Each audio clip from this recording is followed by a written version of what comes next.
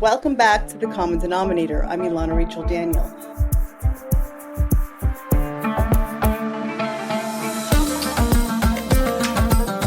We are sitting today with Dr. David Adesnik. He's a senior fellow and the director of research at FDD, where he's responsible for the oversight of FDD publications and the supervision of FDD's team of research analysts. His own research focuses on Syria and Iran, especially their illicit oil trade and Iran's use of proxy forces to project influence across the region. Previously, David served as policy director at the Foreign Policy Initiative and was a visiting fellow at the Maryland Ware Center for Security Studies at the American Enterprise Institute. For 2 years, he served as deputy director for joint data support at the U.S. Department of Defense, where he focused on the modeling and simulation of irregular warfare and counterinsurgency. He also spent several years as a research staff member at the Institute for Defense Analyses. In that capacity, he spent 4 months in Baghdad as an operations research and systems analyst for multinational Corps, Iraq during Operation Iraqi Freedom, and in 2008, he was part of the Foreign Policy and National Security staff for John McCain's presidential campaign. David has been the recipient of fellowships from the Council on Foreign Relations, the Carnegie Endowment for International Peace, Harvard University, and the University of Virginia. His work has been published in Foreign Policy, The Weekly Standard, The National Review, The Washington Free Beacon, The Washington Quarterly, Forbes, and Fox News. He served as commentator on several cable television networks and radio programs, and David holds a PhD and an MA in International Relations from Oxford University, where he studied as a Rhodes Scholar. His dissertation focused on the Reagan administration's approach to democracy promotion. He received his BA in history from Yale University, from which he graduated summa cum laude. Now, David, welcome. It's an incredibly impressive resume. Let's dive right in. Here we are. I'm not sure we can even be said to be on the eve of a Rafah operation, as Israel has already entered in as of the wee hours. Let's start from there. What's happening in Rafah? Well, I think one big question is this the beginning of a comprehensive operation to establish control of Rafah, which is right up against the Gaza-Egyptian border? Or is this perhaps a partial operation? Is it still in an extended phase of setting better conditions? Or is it even just part of the ongoing negotiations for a ceasefire? And we could see Israel, hit pause on this operation as soon as it gets better terms from Hamas. It's really open. We can't tell just by looking.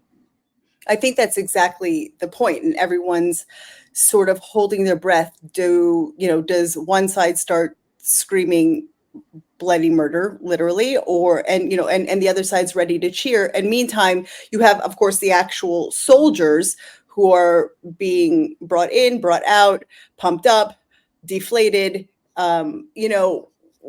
In the most famous book of all, one of the most famous books of all time, The Art of War, right, by Sun Tzu, there's so many instructions there. But one of them, of course, is trust in leadership. The crucial points being, of course, that for successful wars that you need trust in your leadership, and you need to move quickly and with surprise. In light of that, it's hard to not feel pretty deflated about the situation as we stand under those particular circumstances. Well, given that we've been talking about a potential Rafah offensive for weeks, if not longer, it's hard to talk about surprise. I think it seemed to be, postponed and postponed again. So even seeing anything happen, especially the seizure of the border crossing, which may be the most significant thing that's happened so far, that is surprising in a certain sense. On the other hand, right, what we've seen, whether over decades in the Middle East or even just dealing with Israel's particular adversaries, it is important to be able to fight and negotiate. So I do think there's an American habit of sometimes thinking it has to be one or the other. There's the common phrase that the use of force must always be a last resort. In some respects, that's true. We always want to avoid a war if possible. But in a situation like this, if Hamas waits to the very last minute, rejects one ceasefire offer after another, and just before or even while an operation is underway, it suddenly says, actually, we agree. Oh, but here's the things we want to change. It sort of understands. It's using its negotiating ability to change what's happening on the battlefield. And Israel, if it's deliberate, and I can't speak to what's in the mind of the security cabinet, But, they should be having these initial thrusts into Rafah and, telling Hamas, well, you agree quickly or you're going to see this become a full scale takeover of Rafah. So don't fight and negotiate too much because we can do the same thing. Well, that's exactly, I think, where the root of all the confusion comes from. Is I haven't looked past a headline at any of a imminent hostage deal in weeks, in months, because it's so clearly psychological warfare, for one. And until it happens, let's see. There's no point in getting myself invested in it. But it seems like right now that the IDF is at the door, that something might actually happen for us. So there's a massive scandal. If you could tell us, where is that holding with the ceasefire deal, and what are the contents of it? And of course, we can talk about the tremendous scandal, I'll go ahead and just say it now, of the US dealing behind Israel's back, allegedly, and going straight to make negotiations with Doha and Cairo. And then you had Hamas come, you had IDF about to come in, and then you had Gazans clapping and excited, hearing that there was going to be a ceasefire, which Hamas agreed to without actually letting Israel know what the conditions were. Yeah, I mean, it's pretty hard for those of us who are not inside the government to unravel exactly who did what when. And of course, part of it sometimes is just to suggest that certain people did certain things at certain times, even if they didn't, in order to send a certain message. So, for example, we've obviously seen the headlines in the past few days that the administration has deliberately delayed a number of weapon shipments to Israel. I work with people. We are trying to verify this, but it's actually very hard. And even if you read the articles that report on it, what you largely have is officials saying things off the record or on background where they don't identify themselves. That's a standard practice. But the point is, it means it's not official policy. You ask the official spokesman and they say, no, nothing has changed. So, it's very much a deliberate way of communicating, in part by miscommunicating, that you can, send one message that you want, whether it's the security cabinet to believe one thing, that it is happening because of a political dispute. America is ready to delay it. And then let's say if members of Congress ask, where is this aid that we appropriated for? Why isn't it going? You say, well, nothing's changed. It's just a delay in a complicated process. And it is a complicated process. I mean, many weapon sales can take years. Some, obviously during a war, you want them to go quicker. And you can always, come to any sort of fork in the road of the process. And it can legitimately be stopped just for technical reasons. Or you can, have a stop for a technical reason, portray it as political, or you can call a political stop, and when it's necessary, call it technical. I mean, it's a complicated game. It's hard to follow if you're not doing it day in and day out. It goes all the way back to Sun Tzu in terms of how this works. I'm glad you brought up one of the great theorists of war. And of course, as he also said, all of warfare is deception. That's right. So there's a couple really important things that you said there. Deception, I guess that's what makes Hamas effective. First of all, I really want to be clear about this idea of this potential weapons shipment delay. So just like you said, there's a whole bunch of fluttering around about what that means. And let's just first say this whole idea of off the record. There's been a lot of talk off the record. I'm sure there's always been, but it seems to be so many deliberate leaks that they're really undermining both administrations, both the US and the Israeli one. It seems to me there's a massive amount of off the record comments being made that either shows incredible unprofessionalism or amateur, which I find harder to believe. It seems really deliberate undermining. Yeah, well, it's really a day-to-day feature of the American press. I mean, it's sort of the unwritten code by which Washington journalism operates. That you can give a journalist a story, and just to say, there's sort of leaks and authorized leaks, if people aren't familiar with that term. So, right, some leaks are truly leaks in the sense it's a hole in the boat. Someone is perhaps trying to undermine the captain of the ship, the president, by letting out information that goes against him. Says people disagree or there are facts he's not telling you. A lot of it is also authorized leaking, which is the president or others around him. They very much want certain information out there. They don't want to put their name on it, whether that's because they don't want to make it too official. It's the so-called, as they say, trial balloon. You put an idea out there, you see if people rush to shoot it down or if they say, oh, maybe that could work. And, it's on every domestic issue, almost every foreign issue. I think obviously it leads to more agitation when, some of these issues of life and death are being dealt with this way. But it's both parties. It's decades and decades. It's long before there was an internet or even television. This is how things were being done.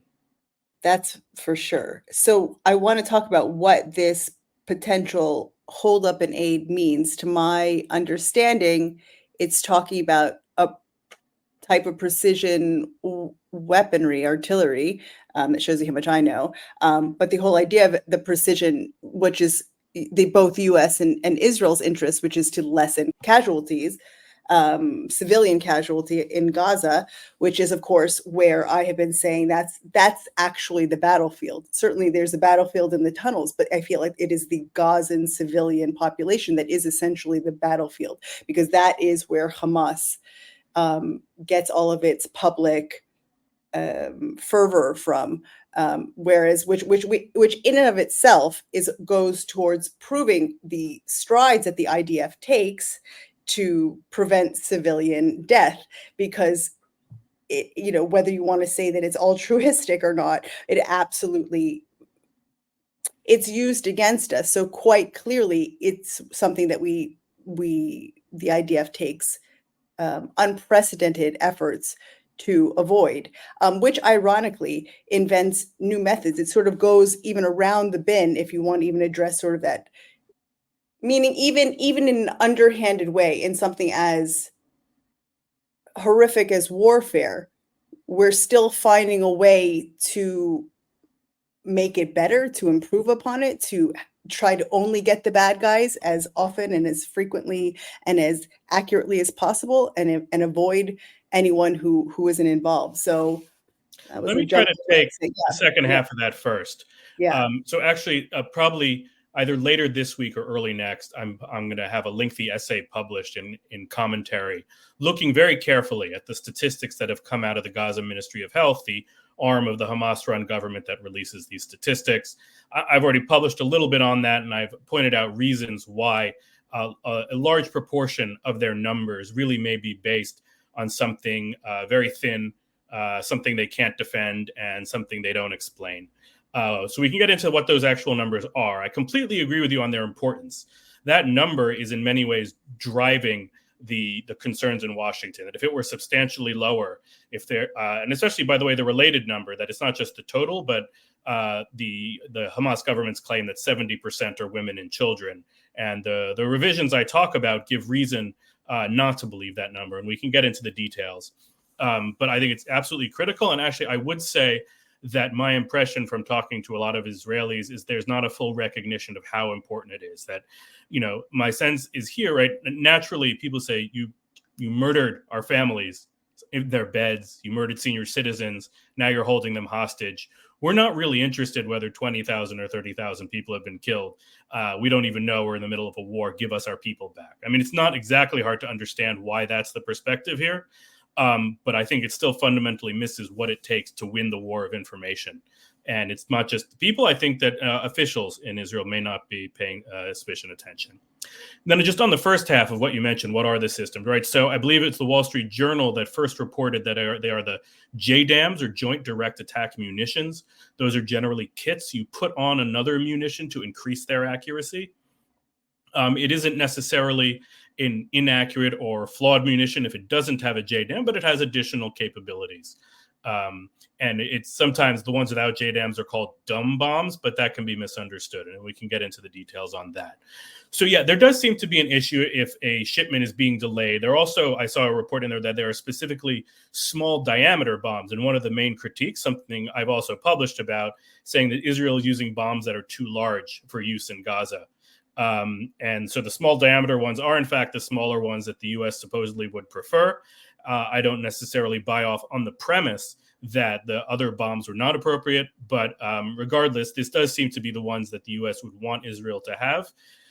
But I think a lot of it, again, may be about the political signaling. They're really, I don't think I could think of a case, I don't think others have really pointed to one where the US has ever held back on weapons to Israel in the midst of a war.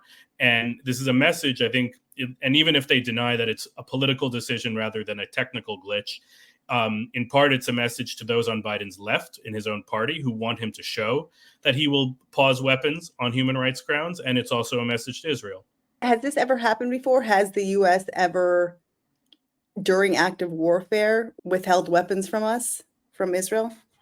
I can't think of an example. I mean, I think there's measures of decision. I think going back 50 plus years, right, there was a fair amount of debate about, the extent to which the Nixon administration would rush to send the Israelis weapons during the Yom Kippur War. In the end, they did, and I think it had historians generally feel it had a pivotal impact. But I don't want to put down a foot firmly on one side of that debate. I mean, most coverage is saying this would be the first, but without a more careful review, I don't want to take 100% wager on this. This is a really sensitive point to talk about whether another government of a sovereign nation has a say over some other country, how they lead the war. But are we talking about, if you're mentioning whether the U.S. prefers we use a certain kind of bomb, that feels pretty micromanaged to me. How much does this have an impact? How much does the desires of the U.S. have an impact on Israeli leaders? And why? Well, I mean, it would be hard to overstate the closeness of the U.S.-Israel partnership and how long it has lasted, for how long it's truly been a bipartisan commitment, even as that bipartisanship phrased during the current war. And it's both for reasons of U.S. law and more generally, it's impossible to sort of preserve, 100% latitude in decision making if you are going to purchase weapons from someone else, and they're usually going to have a say over when to deliver. Now, some people take that far and they say, well, maybe Israel needs to be entirely self-sufficient. If we need something, we should produce it here ourselves. This takes us into some pretty complicated areas because that's a major economic proposition. And you'd have to ask questions like, how many billions or tens of billions of dollars would it cost Israel to do it? Just the same way we don't want to make everything of ours at home. I don't need to be able to make, my eggs, my ice cream, and my beef and everything at home. I need a supermarket where I can buy it without pushing the analogy too far. A country of 10 million people can't necessarily be producing every type of munition. Maybe there are select areas where Israel wants to have a completely domestic supply line, but it will turn eventually on the things like cost. And you can argue there are major advantages to having the country with 350 million people and a $20 trillion or $25 trillion economy be the one that can produce it and realize an economy of scale. So it's not a simple matter of Israel can say, we want to do this alliance differently just so we can always make all the calls. There is interdependence that comes from having this kind of partnership. I would argue if you take a step back and look at the bigger picture, it remains indispensable for Israel, and for the U.S., it remains a great asset among the U.S.'s many alliances, who in the Middle East has been a stable country that is putting its own soldiers in harm's way to defend itself, not Americans, for 75 years. Can you say a little bit more what is for all the America First people? Because, as much as there may be some genuine warmth and genuine desire to see certain countries thrive. A country doesn't act on altruism.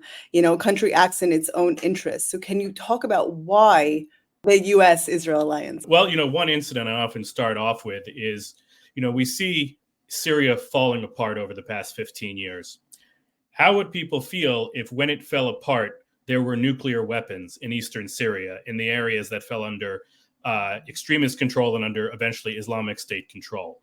Why was there no nuclear weapon there? In 2007, Israel, in a fairly remarkable mission, some remarkable books have been written about it, actually in English for those who are interested. I can't recall the author offhand. I believe it's called Shadow Strike. And Israeli authors, right, sent those commandos on the ground doing certain things, and then in the air destroyed the Syrian reactor being built with North Korean help. And the U.S. couldn't and wouldn't do that. It was actually very clear. The U.S., showing the closeness of the relationship, all of the intelligence was shared with the United States. It was, I believe, Olmert was prime minister. There was a request, America, maybe you should do this. You should take out that reactor. And the U.S. was involved in both Iraq and Afghanistan. President Bush was in a pretty bad political position and said no, but also wouldn't stand in the Israelis' way. They pushed them to go to the United Nations and say, let's have the Security Council condemn the Syrian nuclear reactor. And the Israelis said, no, condemnation isn't going to do it. We're taking it out. And it was taken out. And not only that, the Syrians pretended as if nothing happened. They didn't want even the embarrassment of admitting that they had been struck that way, which is pretty remarkable. And it was in doubt. I've talked to people who were in on the decision making in 2007, and they said, look, we didn't know. It could have been a war with Syria at that point, but we had to do it. So that's just one example. And then, going after many terrorists that also do things, like it's hard to ignore that dozens of American citizens were affected by October 7th. Also, if you consider that Iran is really the preeminent regional challenge, and Israel also considers Iran a threat, Israel's, again, doing a lot of things. So one is directly going after the nuclear program and other capabilities. We actually recently hosted the Israeli journalist Yonah Jeremy Bob, who has a new book about much of that, and really just describes the incredible Israeli intelligence penetration of Iran, to the extent that so many targets inside were being hit, whether production facilities for nuclear parts, or, of course, one of the most famous exploits of all is when Israel infiltrated Tehran and found the nuclear archive. I would argue, my colleagues would argue that, of course, Israel found proof that America was being cheated on in the nuclear deal. There are American non-proliferation experts who will argue it wasn't really cheating, just keeping all your nuclear documentation. Who doesn't keep the instructions around? Right? We all bought, I don't know how many IKEAs you have in Israel at the moment, right? I was just cleaning out my garage and found all the IKEA instruction booklets I still have. But I would say it's a lot more suspicious when the instruction booklets are for nuclear warheads. So, those are some of the dramatic things, let alone helping to build this coalition. And ideally, we were seeing movement toward Israel partnering with some of the more Western-leaning Arab states, which they have many of their own shortcomings. No one's going to talk about the Saudi Arabia or the United Arab Emirates as necessarily the place where you want to live or you'll celebrate their human rights record. But when you look at Iran, gunning down its people, raping women in prison, maybe having a coalition against them is not a bad idea. And it was actually an interesting demonstration when those 300 missiles and drones, maybe as many as 350, came, and we had apparently a partnership of people working together. So there's very tangible ways, and we're not even getting into economic cooperation and things like that. You answered already. One of the other questions I had was, is it even possible for Israel to be self-sufficient? But it's simply not the way the world works. The ties are incredibly complicated. Even if there's outward aggression, the economic ties, the needs, and I think that you touched on that so well, which shows, there's no way that even with the mind-blowing technology and terrifying technology, quite frankly, like you need a man on the ground and getting the intel that you just can't. We rely on each other. We need those friendships. We need those alliances. And quite frankly, there's no question and what's so obvious, what should be obvious, what has become increasingly obvious to, unfortunately, very few of us, and become so many have really lost the plot, but also lost sight of, is the fact that the attack on Israel has always just been the 1-2 punch of the attack on the US. Death to Israel is only in order to get us out of the way to get to the death to America. And that's an integral process. If you want to say anything about how Israel sort of is this representation of this buffer. We are this buffer to Western civilization. We are the ones that keep it over there, all the bad stuff in the news. And you can say, tisk tisk, and then go back to the dinner table. If you have any comment on that.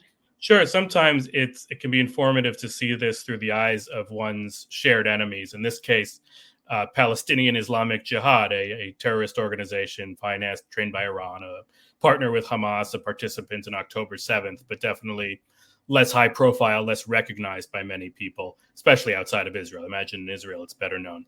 But the point I wanted to make is if you look at their theoretical writings about, because they face an interesting question as an Islamic group, which is why do they prioritize the Palestinian struggle? There are dozens of Muslim nations across the world. There are many shared. So they had to make an argument essentially to themselves and to other Muslims. Why should our concerns be first? What makes us so special? And a lot of it is built around their idea that sort of Israel is this sort of first crucial strong point of the entire Western imperialist edifice.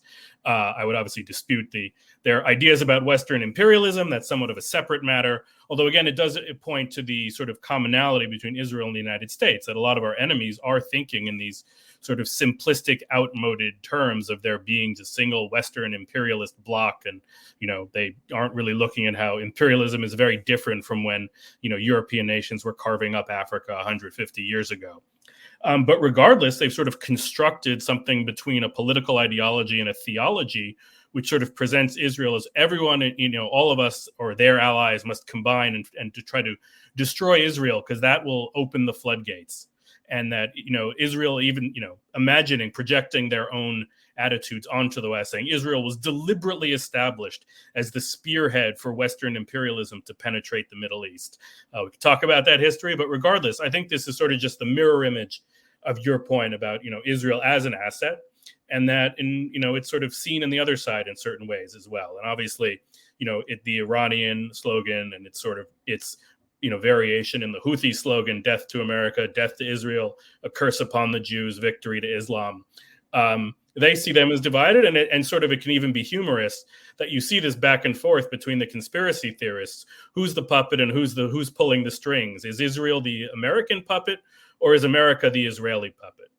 What's so terrifying is that the shared reality, this plane, in the middle that we could all touch on, is eroding. We can't even agree on what the factors are involved, on what this shared plane, to argue left or right or in the middle or up or down, it really even is.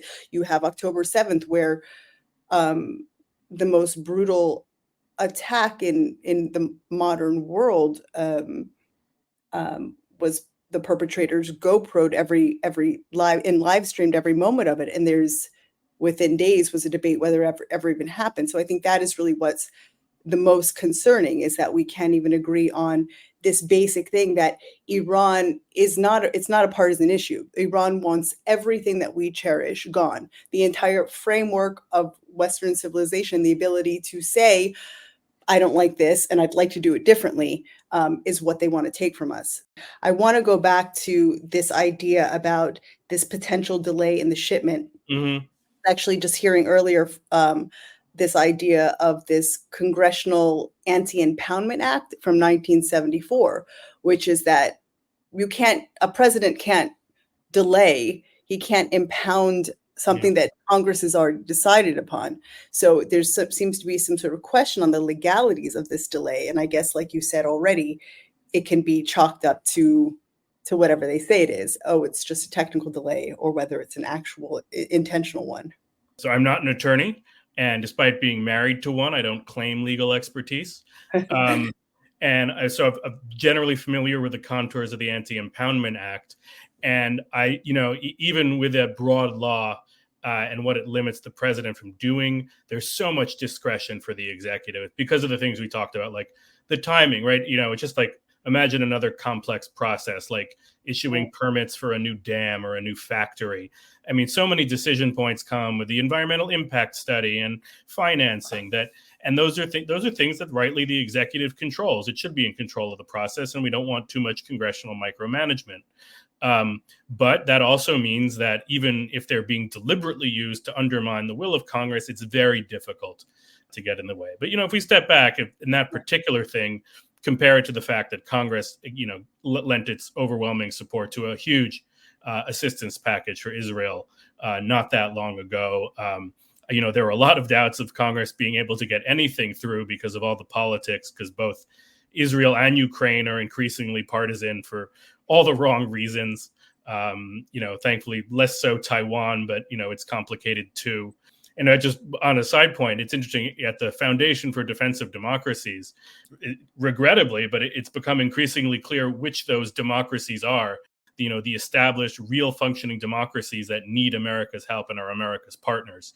And it's whether it's Taiwan threatened by China, Ukraine by Russia, Israel by Iran, and many others. There really are democracies in need of defense. Absolutely. And I think it's interesting. It takes us to a point as well, what you said earlier, which is which I believe it's what is it in Latin? But the idea that if you want peace, you need to be prepared Yeah. for war, which is 100% where we're holding right now. You have Americans, and I understand it. There's America's in crisis internally. There's it's quite obvious. So I can certainly appreciate the idea of let's clean up home. And actually, I think that's a good.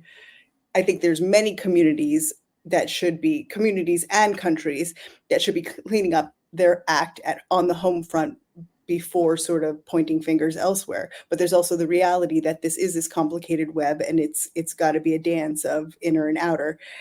And that's really what we're waiting to see. We're waiting to see that from our leadership here in Israel. And we're waiting to see that so much from the Biden administration is the backbone, is the deterrence, is the strength behind the rhetoric. Because, the IRGC, the Islamic regime, they know that we don't want war. They know that America doesn't want war, but you can't not fight a bully. That's the whole idea of them kicking in the door and ruining the party, right? They make it impossible. So that's really, I think, where we're holding with this, and we don't have a choice. So I wonder, maybe even just on sort of from your perspective, do you see America budging with that, coming to terms with the fact that it may be unavoidable, or we're going to do this sort of appeasement? We've appeased ourselves into the potentiality, the very real potentiality of World War III. We're on the cusp of it. Everyone is holding their breath. So in the very short term, there are 6 months on Biden's clock till his reelection, and that is going to be the dominant factor. And I think you probably follow the polls. It's neck and neck, or even looking like a lead for Trump. And one of the biggest wild cards is we're looking at a point where will the president's health hold out? I think the U.S. electorate is quite sensitive to seeing any sign that the president isn't physically and mentally prepared for another 4 years. But in the broader perspective, I would step back to Barack Obama's inaugural address in 2009, when he talked about how for all our enemies, if you will unclench your fist, we will extend our hand. It's a little bit like saying, whether it's you are transforming the bully into a better person, or you are somehow believing they're not a bully. And that was sort of Obama's response, or his moment of hope, after what I think the criticism was a little overwrought, feeling that we had just had a period of unending war under George W. Bush. And there was an absolute determination that we would find a way to extend our hand in peace to North Korea, to Iran, to Venezuela. Interestingly, Russia wasn't really even on the horizon then. People were sort of discounting it. Not everyone, of course, as you mentioned way up front, I was a former staffer for John McCain on his presidential campaign. You may recall Russia invaded Georgia, and he and other people said, yeah, this is a real issue. This is run by a dangerously aggressive man in the Kremlin. But many other people didn't wake up until later on. Anyway, moving that story forward with Iran, if you recall, Obama was very hesitant to reach out to the huge numbers of Iranians protesting their own regime's election rigging, because he was really determined he was going to negotiate something better. And then, another wrench got into the works, because it was revealed that Iran was massively violating its non-proliferation commitments by secretly building nuclear facilities in 2009. Obama tried to get ahead of it by announcing it before Iran did, together with the leaders of France and Britain. This led to a long period of escalating sanctions and escalating pressure. And then at a pivotal moment when, many people said, no, don't let the pressure up yet, Obama said, we're going to use that pressure and we're going to negotiate this deal, generally known just as the Iran nuclear deal. Its acronym is the JCPOA, for those who are interested. And it becomes a huge focal point of debate. Obama's people consider it one of their greatest achievements. They still look back at it that way. It was their effort to prevent war in the region, that by diffusing the nuclear issue, it could make everything easier. It could potentially create a stable balance in the region. Trump pulled out after real consideration, rejected the deal. I think at FDD felt ultimately that was the right move. That as we talked about the nuclear archive that was discovered by Israeli intelligence, Iran was cheating. Plus, the deal itself intrinsically had flaws. Even if Iran really pretty much went by the letter of the deal, it was built in a way that Iran had what we call a patient pathway to nuclear weapons. It would basically get kosher nuclear weapons if it didn't try to get the trafe ones first. Biden comes back in, and he makes very clear he wants to resurrect that deal. He talks a little about making it stronger, but from day one, he's telling the Iranians, I'm going to not enforce sanctions. You'll have it easier while we negotiate. And I really want you to join me in this new deal. And they don't. In part, they have, an even more hardline faction takes power. In part, they also see that the more they say no, the more Biden offers. As the strategy of his, it really went by de-escalation. Now, there's a broader strategic question. Do we need to reduce our commitments in the Middle East so that we can focus more on Russia and China? I think a lot of the times there's an exaggerated sense of America having too few resources. And also, I think as a critic of that approach, I'd ignore that people tend to ignore that sometimes if you show failure in one region, those China and Russia will exploit it. But that's a big theoretical debate. The bottom line when it comes to Iran is Biden has done just about anything. And no matter how far Iran pushes him. And on the nuclear front, their most aggressive steps in violating the nuclear deal have come under Biden long after he signaled that he wanted to return to the old deal. So whether they're enriching uranium to a much higher percentage of purity, approaching weapons grade, casting uranium metal, which is an important component for nuclear weapons. And one of the interesting indicators is there's the Journal of Foreign Affairs, a very prestigious journal. Biden's new national security advisor published an article there. And what happened, it was right when October 7th was sort of happening. And there was a big section on how the Biden administration had succeeded in de-escalating tensions across the region. And it turned out that the online version excised these passages because they could still adjust the online version, whereas the print one, which came out a little later, had the original. So you could sort of look at the two side by side. And I mean, even before that, many of us were criticizing this de-escalation idea. We looked at what Iran was doing, and we said, this is not de-escalation. This is them pushing you harder and harder. So what I'm basically, to pull this all together, we both have a 15 to 20 year trend of a certain kind of thinking in America that wants to do anything to avert war with Iran. And this is, starts slipping into just giving them too much. On the other hand, we are dealing with a much shorter clock, which is 6 months until American voters go to the poll in an election where at best Biden looks like he has a coin flip chance of winning. But this is really the question. Is it wishful thinking? Is it this sort of, West-splaining, or is it, is this appeasement a refusal to understand? These are not stupid people. Do they refuse to understand the mentality of the Middle East?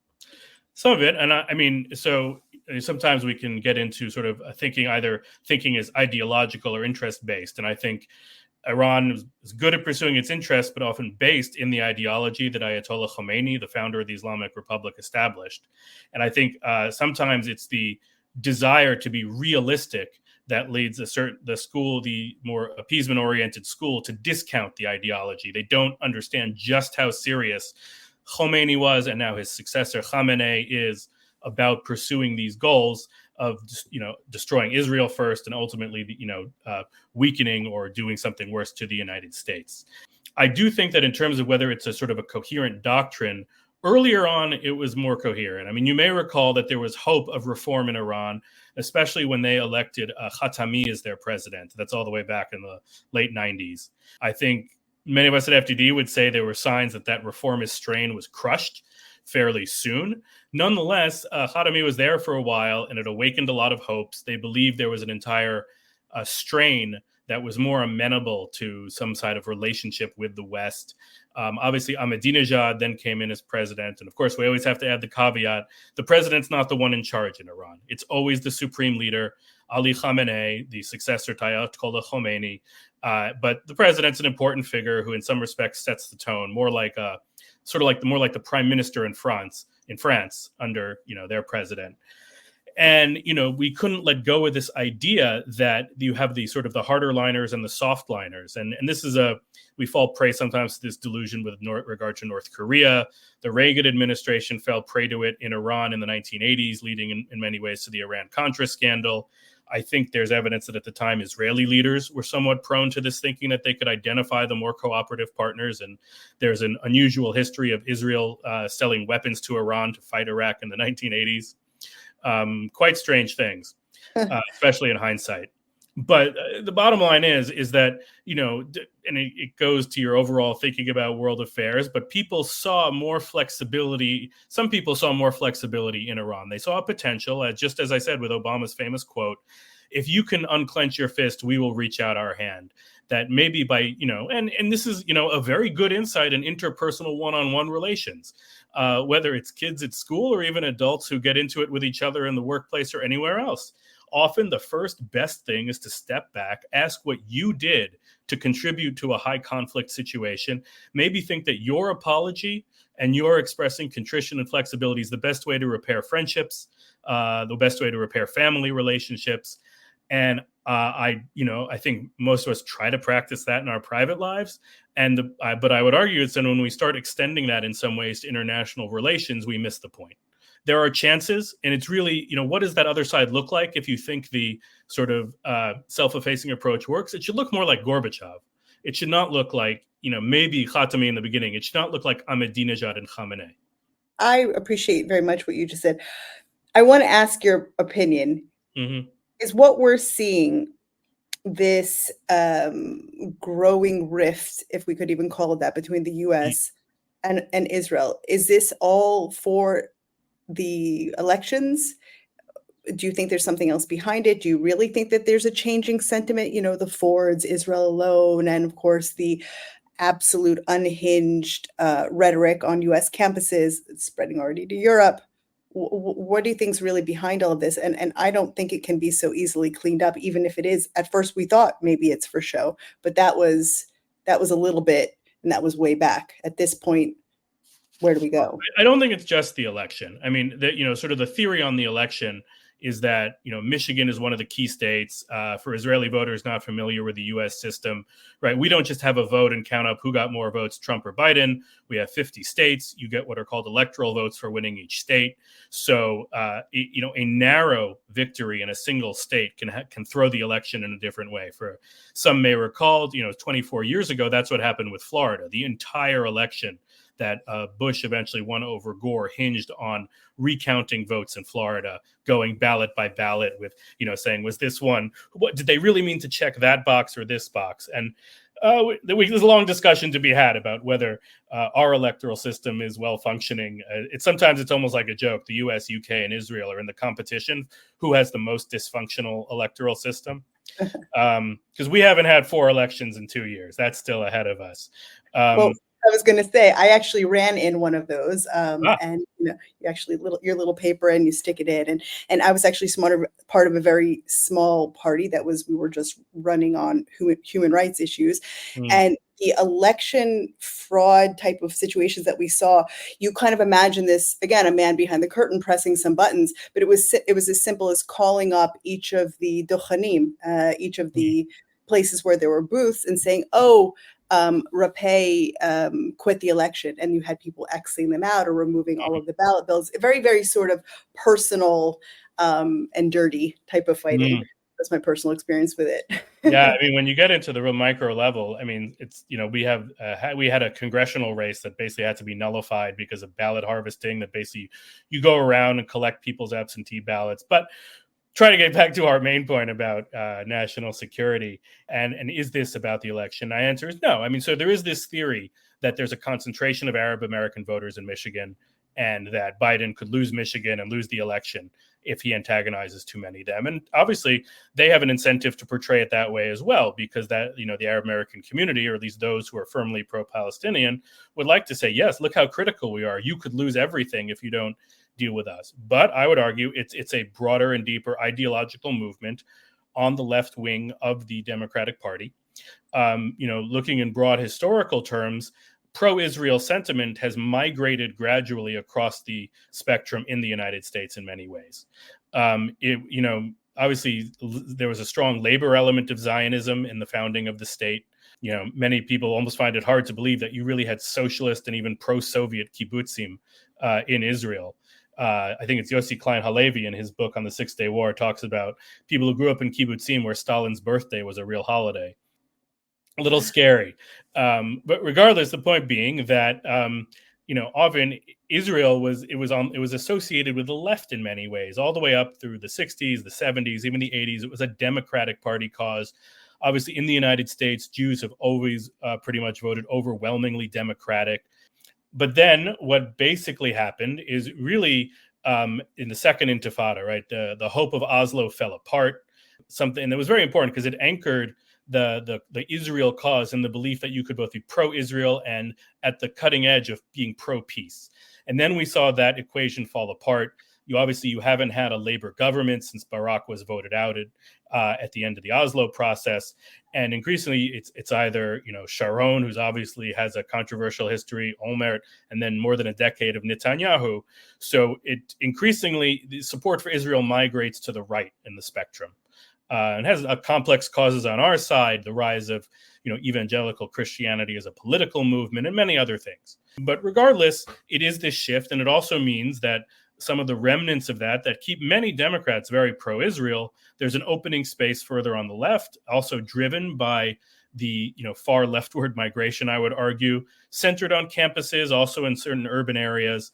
And you get those the women like the members of the Squad, as it's called, led by Alexandria Ocasio-Cortez, Rashida Tlaib, who are going to sort of push this. But even you see more mainstream Democrats sort of thinking of this as their future.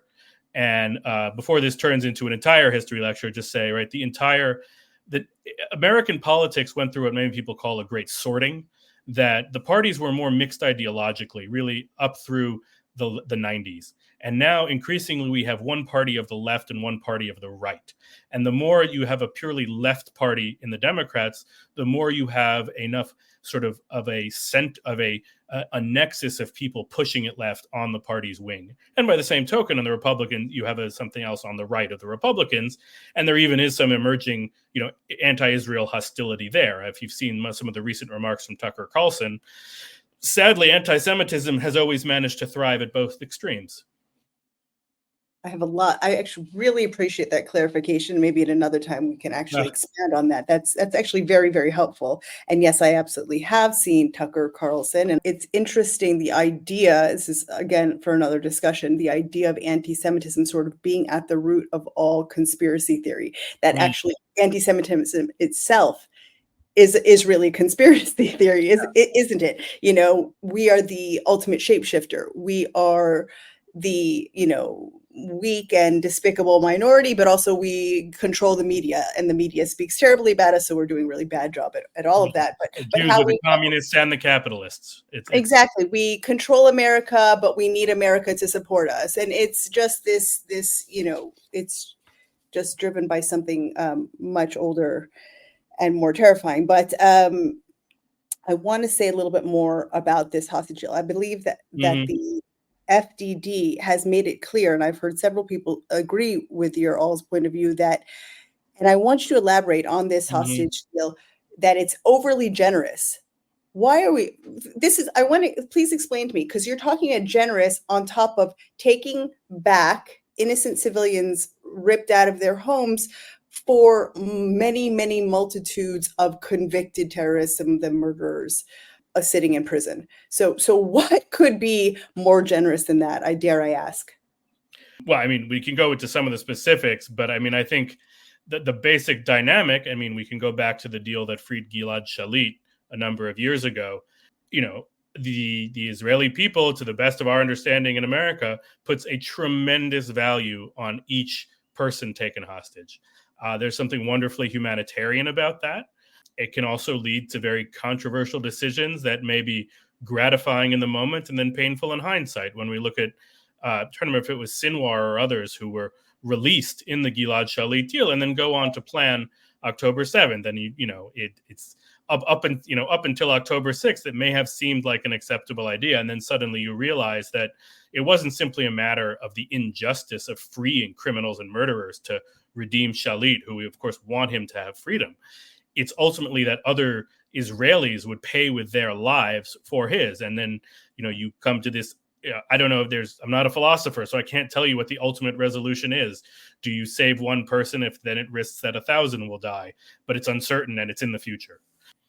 We've made some bad hostage deals as well. I don't think there's been something as numerically lopsided in the United States. We let a terrible wanted Russian arms dealer out to free the basketball player Brittany Griner.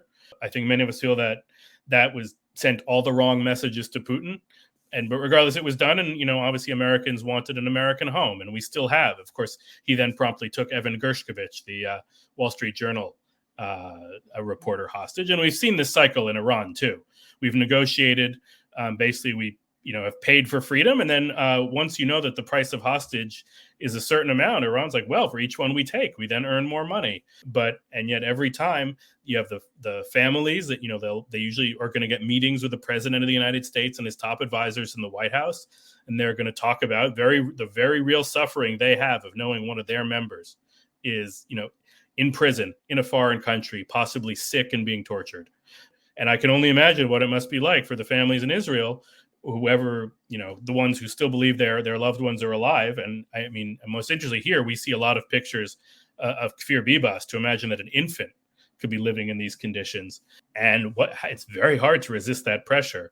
Now, maybe even more difficult is what's gonna free those people, a deal or going into Rafah militarily, knowing that more of them are probably going to die in that process, but maybe you can save some of them.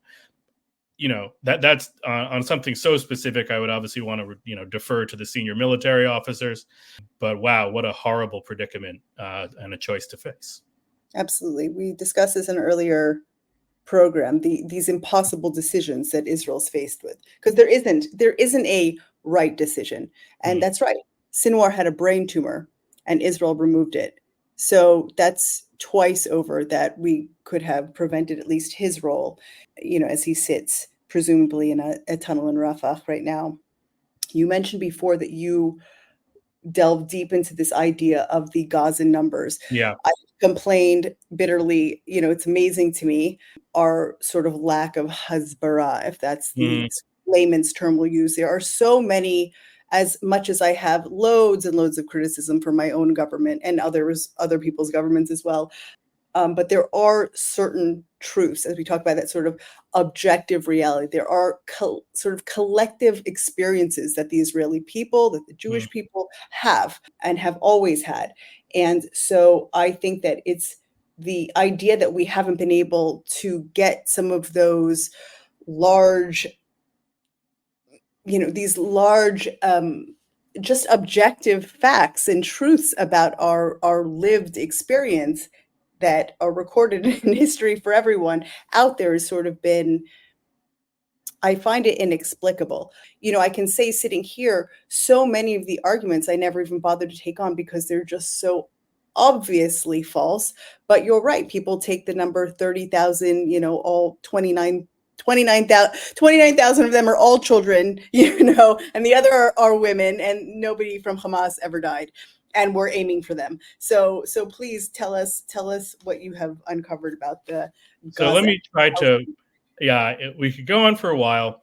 Let me try to get some of the most critical facts out there and to emphasize that what I'm telling you is straight from documents released by the Gaza Health Ministry. I don't have special access to any information from anywhere that isn't public. And you may recall that there was a bombing at Ali Hospital early in the war. It was immediately claimed to be an Israeli strike on a hospital, killing 500 people, and then specifically 471 people. And then Israel actually responded quite quickly with some counter information. But even the next day, the biggest thing is once it was daylight, because the strike happened at night, there was no bomb crater of the kind you would see from an Israeli bomb. What there was a smaller crater and a pattern of burning consistent with a Palestinian rocket landing in the parking lot of a Palestinian hospital. In fact, the IDF has said that about 12% of Palestinian rockets never made it out of Gaza. And we don't even know how many others killed, It's when they hit a hospital and potentially kill hundreds of people, it's big news. If 1 or 2 or 3 people are killed, we're probably never going to hear about it. Although actually in previous rounds of conflict, there have been documented cases. So this is not an unheard of thing that happened by an incredible roll of the dice. There's established reports of Palestinians dying consistently from Palestinian rocket fire. But in any event, the ministry insists that it never changes its tune on, we said we were right about the numbers. We were right. It's an airstrike. And then the ministry releases a list of around 7,000 people, name, birthday, ID number, it says have died. And this is sort of its first effort to say we have objective evidence of the death toll we claim. And, Biden actually says, I don't believe you guys. You sort of lied about the hospital. But then most reporters in the Western media come to the defense of the Gaza Health Ministry. And they say, hey, these guys actually have a good record of getting their overall number right in previous rounds of conflict, and they have direct access to the hospitals. No one else does. I think that was a superficial analysis, even if those 2 points were true. And because the consensus was so firm, they didn't go back and question it when other evidence came out. So what's this key evidence that ultimately comes out? So that was late October when the Ali Hospital had a blast. And then in mid-December, for reasons we don't fully know, the ministry, the Gaza Health Ministry, under Hamas's control, starts issuing statistical documents in Arabic on the social media app Telegram. So you're probably not going to run into it if you aren't looking, but some people are looking. And the fascinating thing in this first document is they say, well, there's actually 2 categories of death in our overall death toll we've been talking to you about. One is individuals registered by the Central Information System. The people who died in hospitals or had their bodies in hospitals were recorded as such. And then there's information we received from, quote, reliable media sources to show that someone died. And they never explain what are these reliable media sources. Gaza has quite a shortage of reliable media sources, and even the best media sources are not really usually of the quality necessary to determine individual deaths in the middle of a war. And this number at that point is about a fifth of the total, so something like 3,000 out of 15,000 are deaths based on media sources. And so these reports continue to come out over time, all the way through the end of the first quarter, end of March in 2024. And by that point, 80% of the new deaths are from media sources. So you really begin to have this question, who exactly is reporting it? How are they verifying it? Because by then, almost half the total and 80% of the new fatalities are based on media sources. And then an even funnier thing happens. We start April in the second quarter, and they relabel it. Suddenly, they have a new scheme. Right. So instead of being those registered and those based on media, it's those whose records have complete data and those who have incomplete data.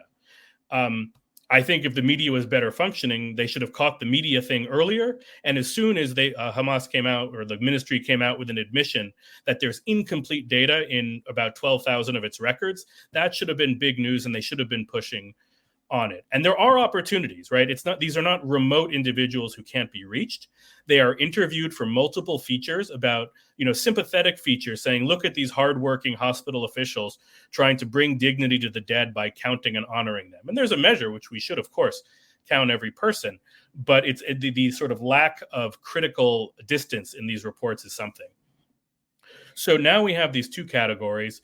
Plus, they also admitted another interesting thing. They talked about the number of missing, because if you challenge the death toll and you say, actually, it's probably really lower, the first response I've gotten on Twitter and email exchanges, no, there's thousands and thousands buried under the rubble. You have to add that on top.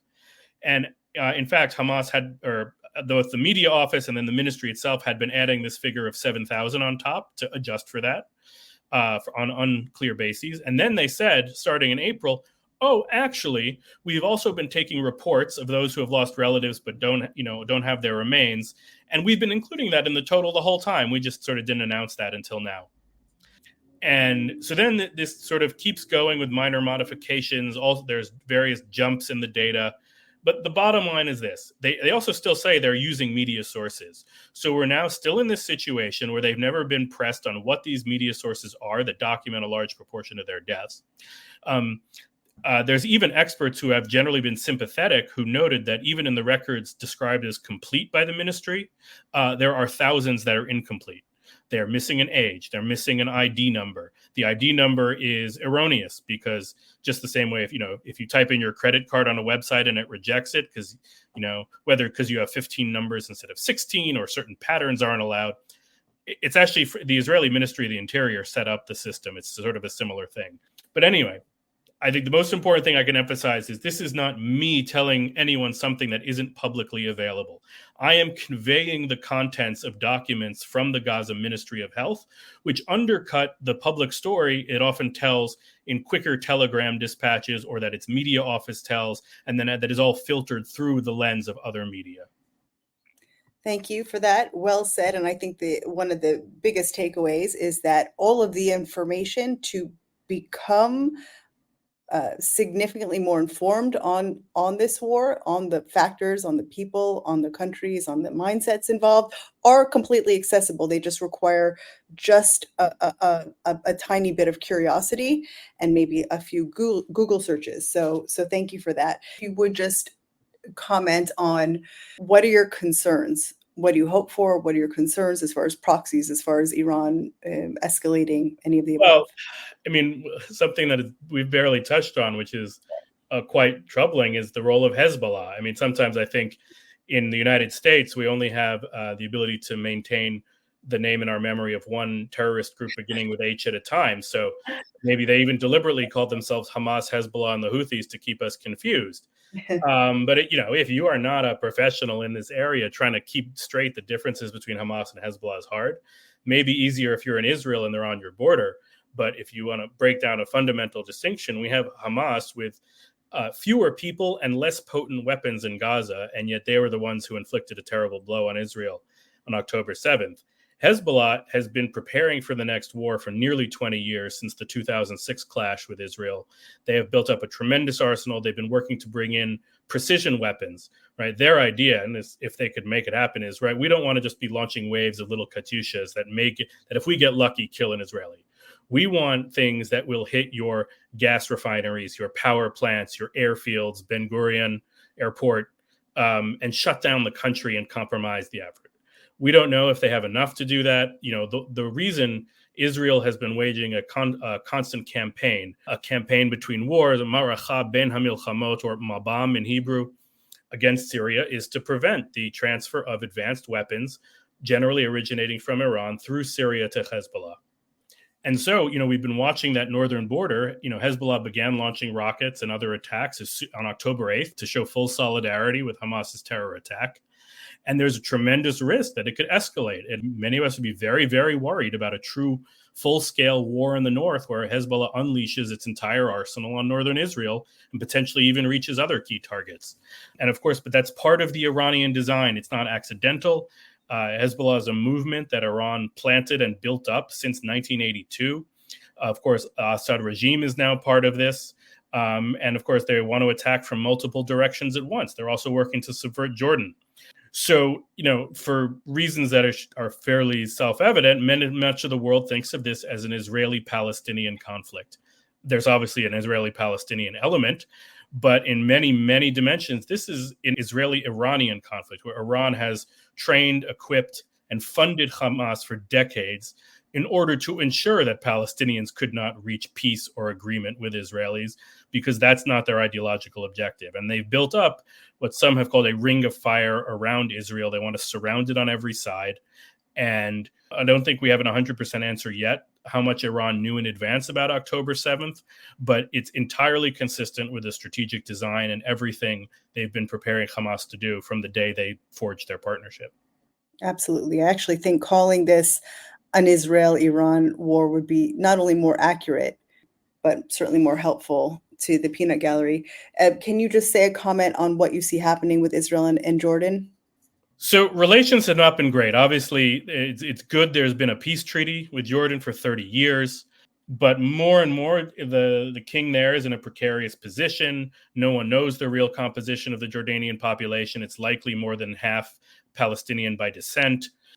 And, whether it's the king or the queen, who herself is of Palestinian descent, have been saying fairly offensive things about October 7th, sort of basically blaming the victim. And yet at the same time, thankfully, we saw Jordan help with the interception of Iranian drones. Something interesting, one of my colleagues has written a piece about how actually Jordan did the right thing and then rushed to explain to its own people that it didn't do it to help Israel. It did it for the principle of Jordanian sovereignty. And of course, we'd shoot down a drone from any country. But of course, the real story is that, they know they've been close to the United States, receive extensive military aid, and that it is Iran and Hamas that are trying to stir up domestic dissent and radicalism to probably to overthrow the regime if they could. And obviously, in many respects, it's not an ideal regime. It's very much an absolute monarchy where, you and I would never want to live. But for all those things, it's been a much more reliable partner than others. And, same with Egypt, right? Better to have this cold peace Although, in the end, what Israel would really like is the warmer peace that was beginning to emerge with the United Arab Emirates or Bahrain and potentially Saudi Arabia. Right. Right. Does this port that they're building that keeps getting blown away in Gaza, does that concern you? Do you think it's useful? What do you think the purpose of that is, really? I think it's perhaps a political signal more than anything. In some ways, everyone wants to say that the aid issue is entirely about whether Israel's letting enough in, and there's much less attention on whether once things get in, they can be distributed to people who need them. So this is another effort to pump more in without addressing the question of whether once something gets in, is it stolen? Is it diverted? Are people beaten up after they get their aid and have it confiscated?